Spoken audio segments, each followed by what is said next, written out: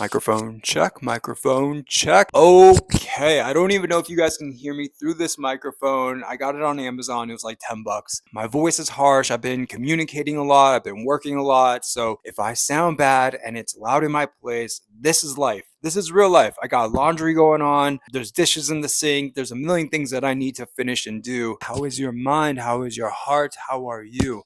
So I was going through old footage on my computer.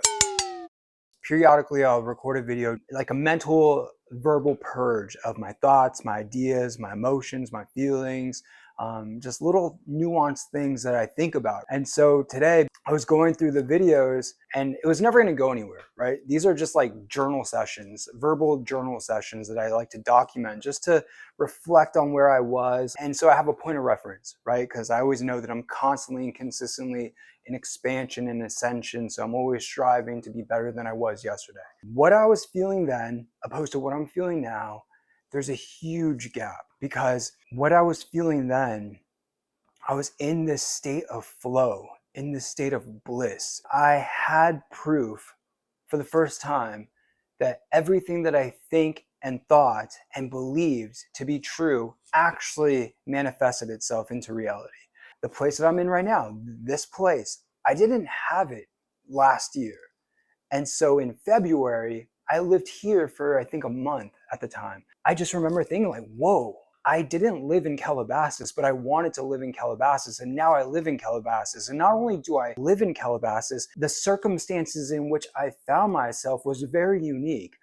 When I moved here, I paid the whole year up front. I just wanted to feel comfortable because I knew that I was going to work and build and create mental architecture. I knew that I wanted to give myself 12 months to just create and not have to feel the tension and burden of like finances, because we can't create anything meaningful, at least I can't, in a state of tension, in a state of stress, in a state of pressure. And if you haven't yet, I highly recommend that you read this week's journal post, because that really was the topic. Are you working from desperation or peace? I knew that I wanted to set myself up for success and create this space where I could just be in my element, in my realm of creativity, and not have to worry about too much external noise, right? The pressures of life. So that took shape.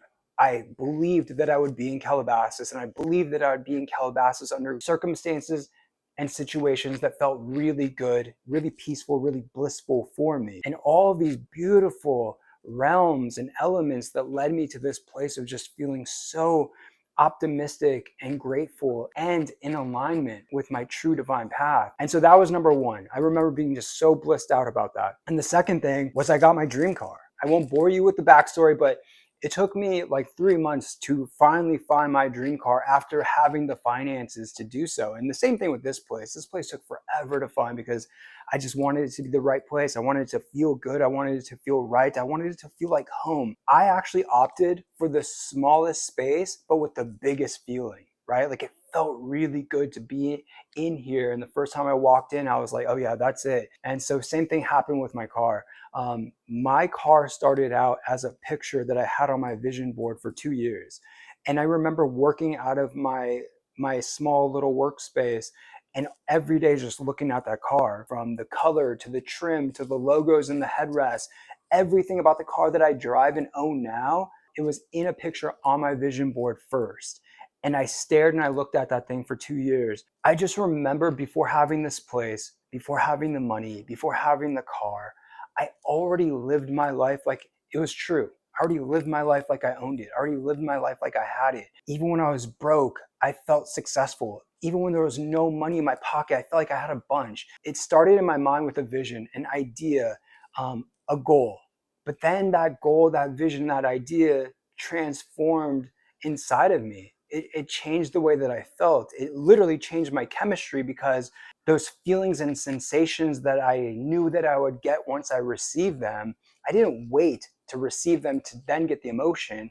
I got the emotion before I received the gifts. And so I started feeling what it would feel like to get the place. I started feeling what it would feel like to get the money. I started feeling what it would feel like to drive the car. I would sit there in my dark, small little workspace looking at the picture on my vision board, and I would close my eyes and I would breathe and I would make contact with that sensation.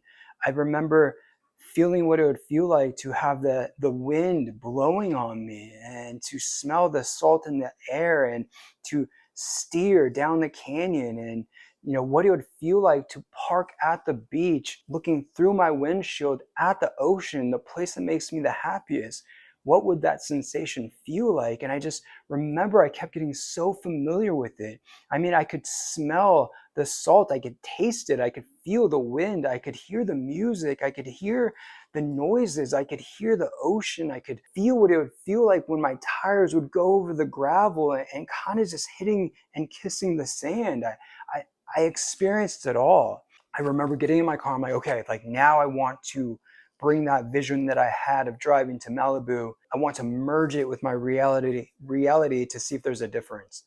And so the first time I drove my car through the canyon and into Malibu and parked at the beach, literally, it was a seamless experience. The experience that I felt when I was just envisioning it and feeling it was the same exact experience I had when I was actually living it.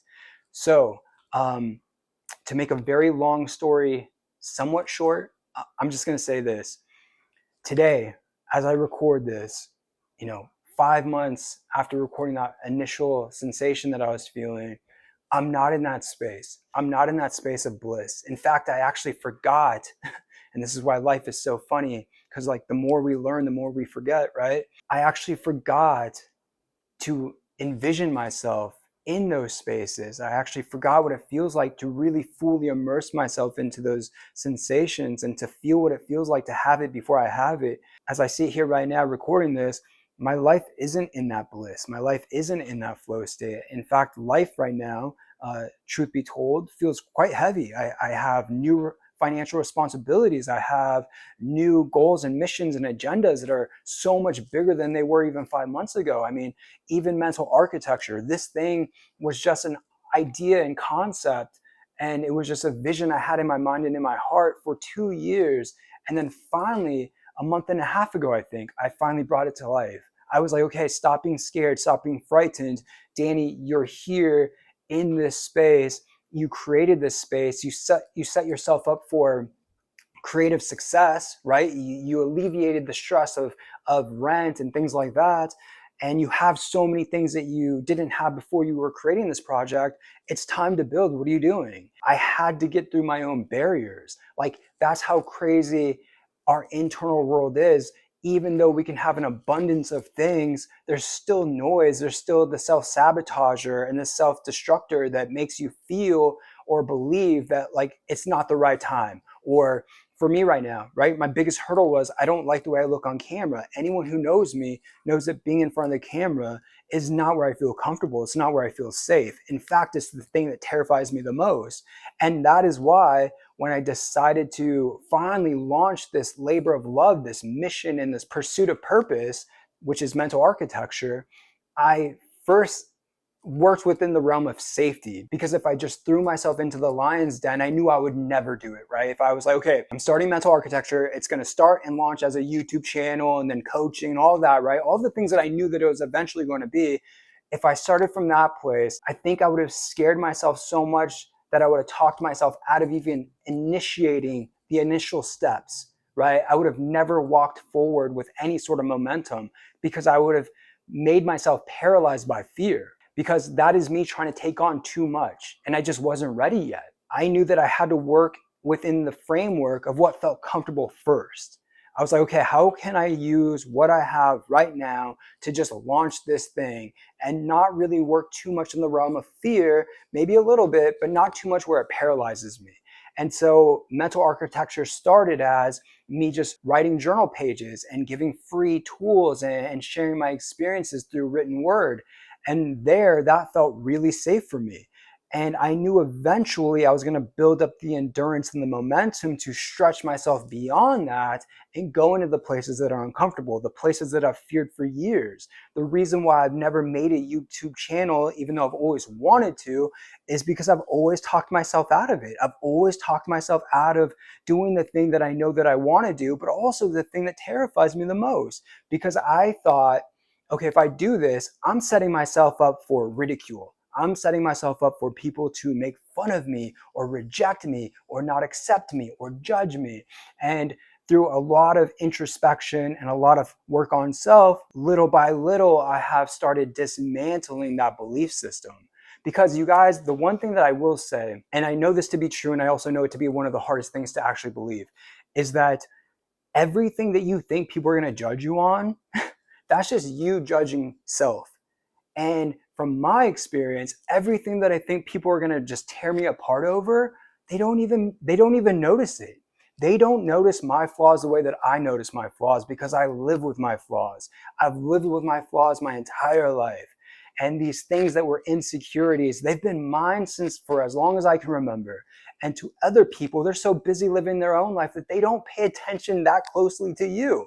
And so everything that has always stopped me from pursuing this thing that I've always wanted to do, it's been me. It's been me. And it's been not just me, but it's been me attacking me that has stunted me from doing it. And so now I'm here, right? Now I've been working on this thing and moving forward. And so life doesn't look how it used to. Life isn't in that bliss state because I'm taking on more things. I'm tackling more internal battles that allow me to be a warrior in the world. And so watching this playback of the video, it was just such a good reminder to put myself back in that place of self-nourishment, self-treasuring, self-honoring, self-loving, self-giving, right? Because it's from those places when I really live my life in that sort of landscape, in that sort of perspective, I'm so much better. I'm so much better for everything and everyone that comes in my path. I am so much better at doing this thing called life. That experience, to be able to feel what that feels like, to feel broke but not broken, and to not just feel broke but also feel wealthy and successful and rich. It just primes you and preps you and prepares you for everything that is going to come your way when you are locked in that space. So, man, I'm going to post the video now, and I hope you guys enjoy it or at least get something from it. It's one of the very first videos I recorded. The lighting's bad, and that's okay. It's not about the visuals or the aesthetic of this thing. It's purely about the feeling and the emotion and sensations that I'm experiencing in that moment. And it's raw and it's real. I'm not here for performance. I'm not here to put on a show. That's not what this is about. It's about me just exposing my authentic pieces and parts and exploiting them in the service of others. So here it is. Let's go.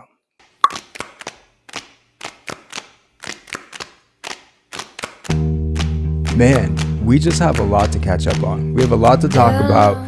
We have a lot to explore. We have a lot to unpack together. A lot of action, a lot of movement has been taking place in my life. Everything is new. Where I live is new. What I drive is new.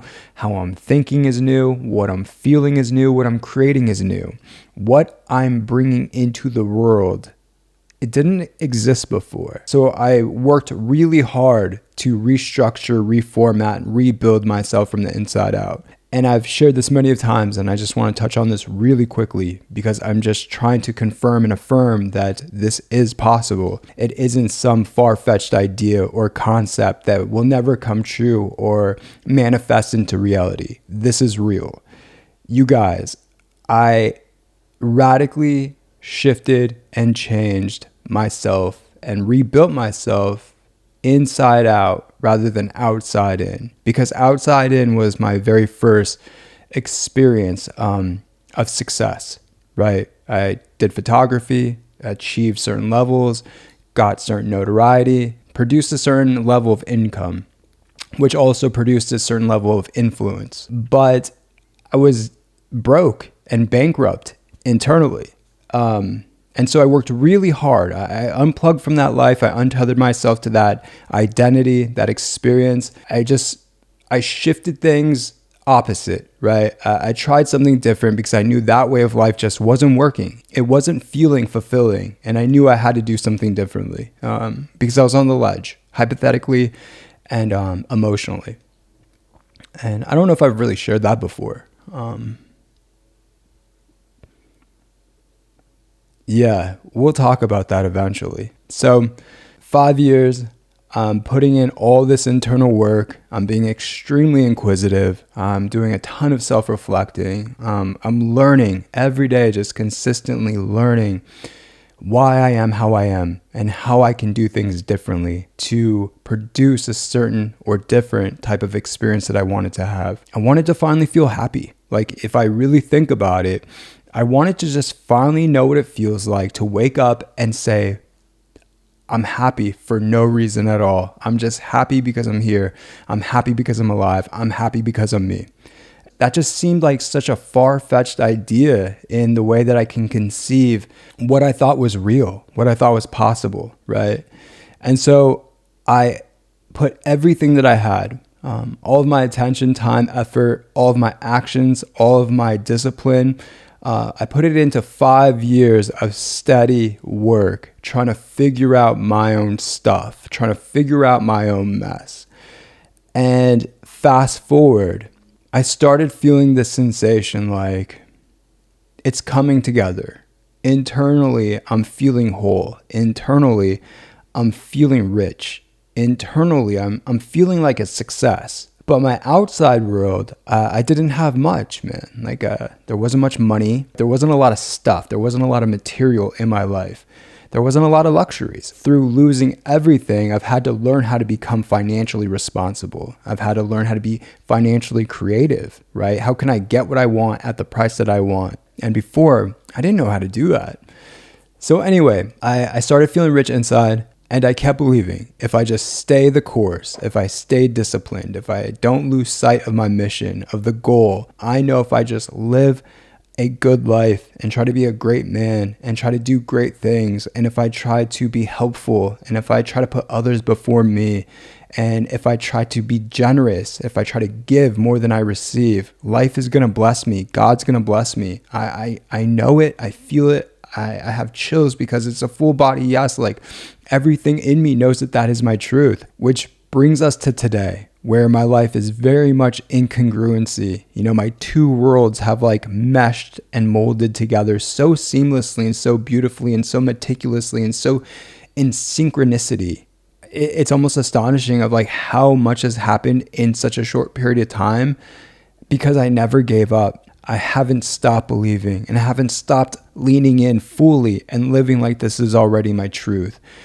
And now, you know, here I am, and this is just like the beginning stages, right? This is just level 1 of like life matching, my two worlds matching. I just have to remind you guys, and myself as well, if you just keep living a life in congruency, postured from a place of love before anything, right? Of kindness, generosity, and just being of service to others. Like, truly, it makes me emotional even talking about this. Like, if you are just in service of others, life just has this fascinating and beautiful way of blessing you beyond measure. Here I am in this beautiful space that I love so much. I was able and fortunate enough to pay a year in advance on my lease, so I'm already paid up for a year. I got a new car. I got my dream car. I paid it off cash. I'm furnishing this place. I'm getting everything that I want, and I'm able to. And yet I still haven't lost sight of like, okay, cool, I have all of these things, but they aren't my source of happiness. Like, I found happiness before I found these things. So if you were to strip all these things away from me again and I didn't have them, I would still be the same. And so with or without them, I'm still me. And I don't have anything anchored, and I don't have any identity tied to these things. Yes, they add to my happiness, but they're not the source. And you guys, that is something that I didn't fully learn until it actually happened, because you have to have the actual experience before you can have information. And so in theory, I was like, cool, I built this type of human being. I've created this essence where I know that that's my truth. And you can't really prove that that's your truth until you have proof of your truth. Now that all of this beautiful stuff has been just unfolding in my life, and every day more blessings, every day more good news, every day more opportunities to show up, I see now that the stuff is cool, but the opportunities to share, the opportunities to be there for someone, the opportunities to give, the opportunities to create, the opportunities to be able to be someone who lights up a room, that's great. So I'm never settling for good. I'm always settling for great. And things are good, but helping and feeling, those are great. And I know that to be my truth. And it's just been so cool to see my life finally streamline into one another. I can sit here and proudly and confidently say that the idea or the dream that you have in your mind, the mission that you have in your heart, if you're financially feeling challenged on the battlefield and playground of that space, I understand. But I'm here to tell you that if you don't give up, and if you just keep going, if you just keep striving, if you don't lose sight of the big mission, no matter how much life tries to make your vision blurry, right? If you just stay clear and if you stay focused on that feeling that you want to have, or that goal that you want to achieve, or that relationship that you want to build, or that business that you're trying to scale, I am telling you, if you just stay rooted in your truth of love, kindness, generosity, empathy, compassion, if you just live a life that is joyous before the life that you think is going to bring you joy happens, I promise you, everything will come your way if you just don't give up.